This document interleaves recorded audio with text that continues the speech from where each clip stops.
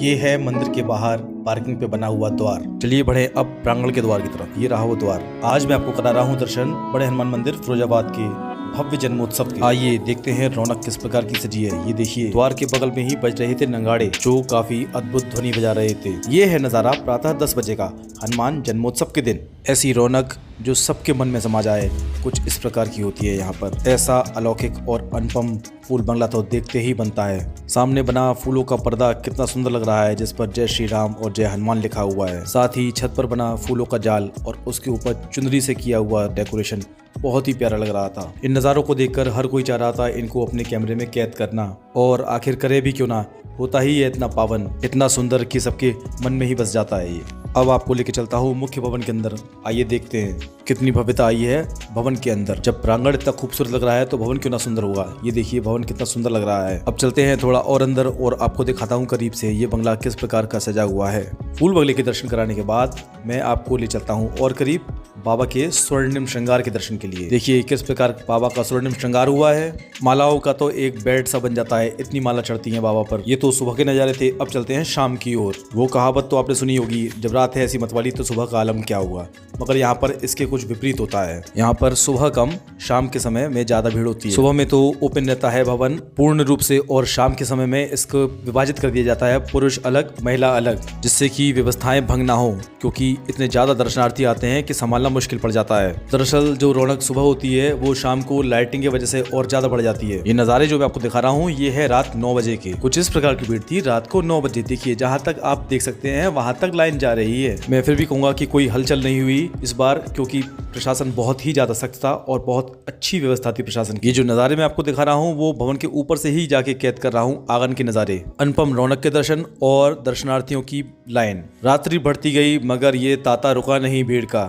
ये बढ़ता ही चला गया, बढ़ता ही चला गया। ऐसी माया है मेरे बाबा की, और हो भी क्यों ना, क्योंकि मेरे हनुमान बाबा तो है संकट मोचक और कलयुग के सबसे बड़े देवता इन्हीं को माना जाता है। चलिए एक बार फिर ले चलता हूँ आपको स्वर्णिम दर्शन कराने। सामने मोनू भैया खड़े हैं जो माला सुलझा रहे हैं। प्रभु के लिए इतनी माला आ जाती है कि ये देखिए एक गद्दा सा बन जाता है माला का। और ये देखिए भीड़ के बीच बीच में जब भी मुझे मौका मिला तो मैं अपने खुद के भी फोटोज कैद करता रहा कैमरे में, क्योंकि मुझको भी पिक्स लेना बहुत ज्यादा पसंद है। और साथ ही जब हम सेवा करते हुए फोटो ले रहे हो तो किसको नहीं अच्छा लगेगा। बाबा के जन्म दिवस पर मैं प्रतिवर्ष रात्रि में धोती कुर्ता ही पहनता हूँ, सुबह में मोस्टली मैं कुर्ता पजामा पहनता हूँ। ऐसा नहीं कि मैं समय के साथ नहीं चलता, मगर मेरे को फिर भी हिंदुस्तानी प्रधान भी बहुत ज्यादा पसंद है पहनना। करीब 1 घंटे बाद मैं फिर निकल के आया बाहर प्रांगण में 10 बजे।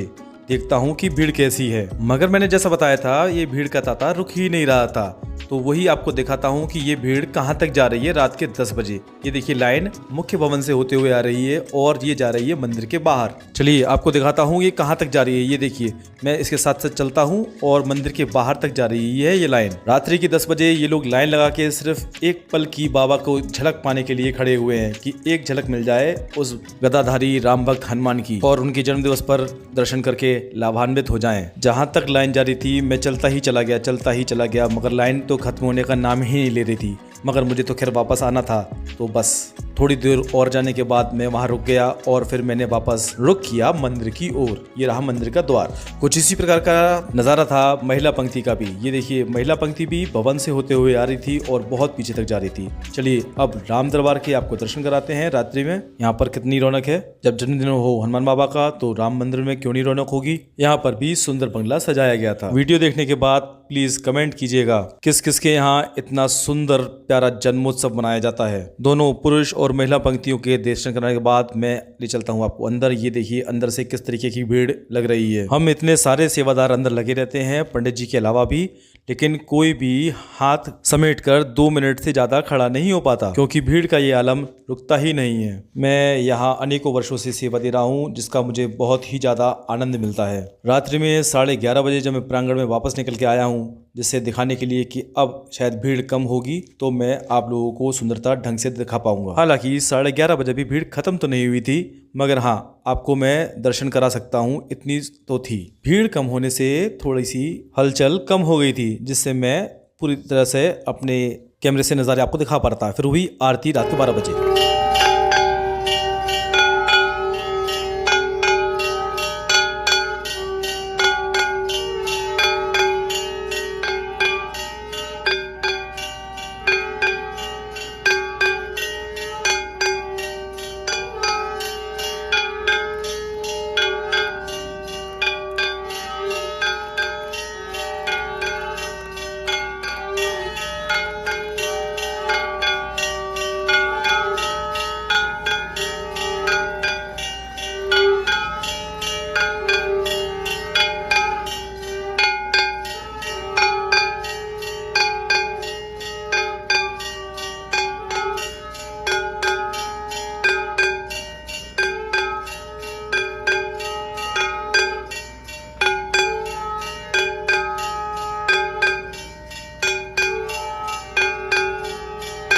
काफ़ी कम होने के बाद भी इतनी भीड़ बची रही रात के 12 बजे। चलिए मिलते हैं अगले ब्लॉग में। इस ब्लॉग में इतना ही।